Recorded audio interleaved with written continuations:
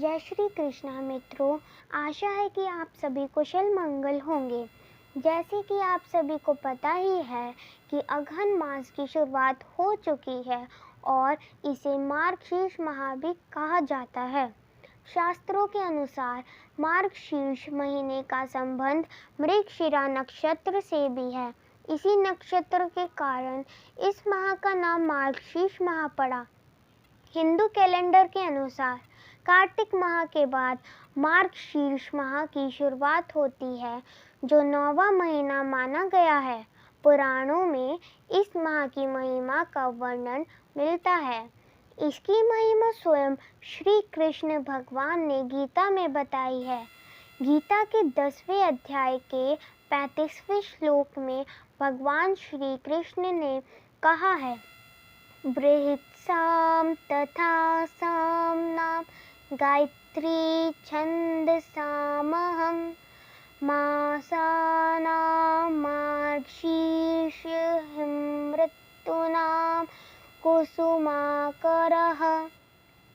अर्थात गायन करने योग्य ऋतुओं में मैं बृहत्साम और छंदों में मैं गायत्री छंद हूँ तथा महीनों में मार्गशीर्ष और ऋतुओं में मैं बसंत हूँ। सतयुग में देवों ने वर्ष का आरंभ मार्गशीर्ष कृष्ण पक्ष की प्रतिपदा तिथि से ही किया था। साथ ही ऋषि कश्यप ने भी इस महीने के दौरान कश्मीर नामक जगह की स्थापना की थी। मार्गशीर्ष मास के दौरान यमुना नदी के स्नान दान का बड़ा ही महत्व है। मार्गशीर्ष महीने के दौरान यमुना नदी के स्नान करने से भगवान सहज ही प्राप्त होते हैं।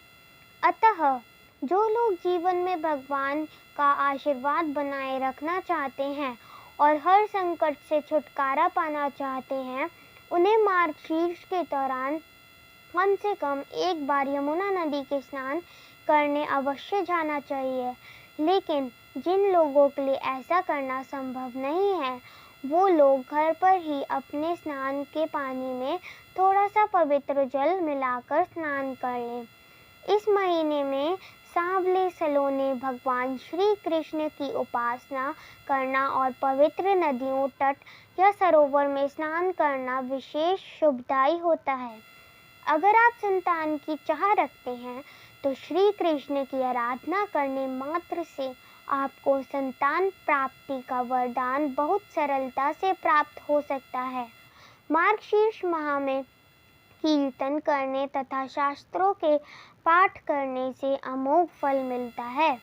इस महीने में किए गए हर तरह के मंगल कार्य विशेष फलदायी होते हैं। इस महीने पूरे मन से श्री कृष्ण की आराधना करने से चंद्रमा से अमृत तत्व की प्राप्ति भी होती है। इस महीने कृष्ण मंत्रों, आरती, चालीसा, श्लोक, स्तुति आदि का पाठ विशेष फलदायी होता है। इस महीने गौ सेवा अवश्य करनी चाहिए। गायों की सेवा और उनकी उचित देखरेख करने से भी कृष्ण प्रसन्न होते हैं। इस महीने गाय के शुद्ध घी का दिया कृष्ण मंदिरों में अवश्य जलाना चाहिए। इसके अलावा श्री कृष्ण को अपना बनाने और उनकी कृपा पाने के लिए केवल प्रेम की साधना ही पर्याप्त है। इस महीने में अगर पूरे प्रेम भाव से श्री कृष्ण को पुकारेंगे तो निश्चित ही आपको इसका उचित फल देंगे। संकट पुराण के अनुसार श्री कृष्ण और राधा की कृपा पाने वाले मनुष्य को मार्गशीर्ष माह में व्रत, उपवास व निरंतर भजन कीर्तन आदि करने रहने चाहिए। इसके साथ ही शाम के समय यानी संध्या काल में श्री कृष्ण और राधा की आराधना के साथ साथ विष्णु जी और शिव जी के भजन कीर्तन भी अवश्य करना चाहिए। इन दिनों प्रतिदिन गीता का पाठ अवश्य करना चाहिए।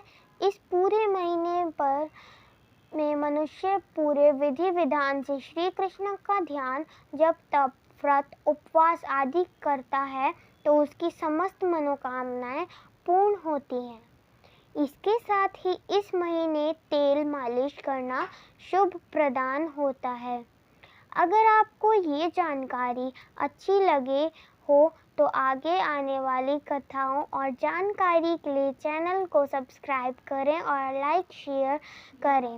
राधे राधे मित्रों।